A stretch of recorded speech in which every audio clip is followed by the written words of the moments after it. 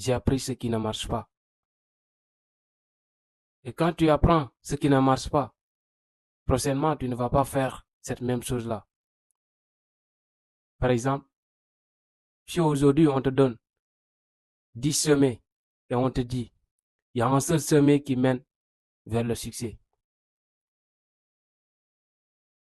La première chose que tu vas faire, c'est d'essayer un chemin pour voir.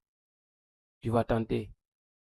Quand tu prends ce chemin et tu vois que ce chemin ne mène pas à la réussite, ce chemin ne mène pas au succès, la prochaine fois, tu ne vas pas prendre ce même chemin, tu vas prendre un autre chemin.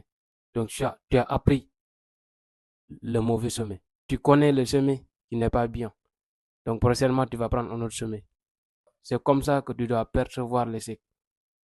L'échec n'est pas mauvais, mais notre réaction face à l'échec est mauvaise. Et pourquoi j'ai dit que derrière l'échec, il y a des vertus? Parce que c'est l'échec qui nous forme. C'est l'échec qui nous apprend ce qui ne marche pas. C'est l'échec qui nous apprend à se dépasser. Parfois, on a l'impression de beaucoup rater, mais c'est à partir de là qu'on commence à voir le succès. Prenons l'exemple de Stephen King. Quand il a écrit son premier roman, Carrie, il a été rejeté par plus de 30 maisons d'édition. À un certain moment même, il a jeté son manuscrit à la poubelle.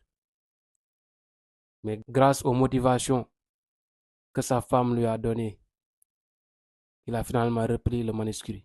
Et après quelque temps, une maison d'édition a accepté de publier son ouvrage. Et après quelque temps aussi, son roman est devenu le roman le plus célèbre. Son roman lui a donné du succès. Finalement, il a abandonné son métier de prof d'anglais pour se consacrer à l'écriture. Donc l'échec n'est pas mauvais. L'échec nous forme, l'échec nous forge. C'est notre perception de l'échec qui est mauvaise.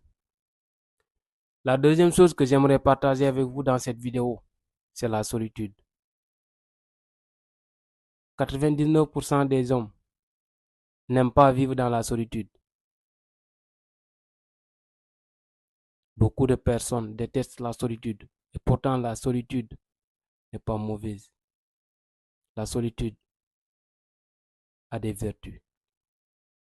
Quand on se sent seul, on a l'occasion de se connecter à nous-mêmes.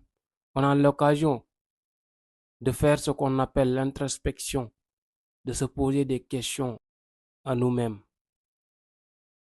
Et ces questions, si tu arrives à répondre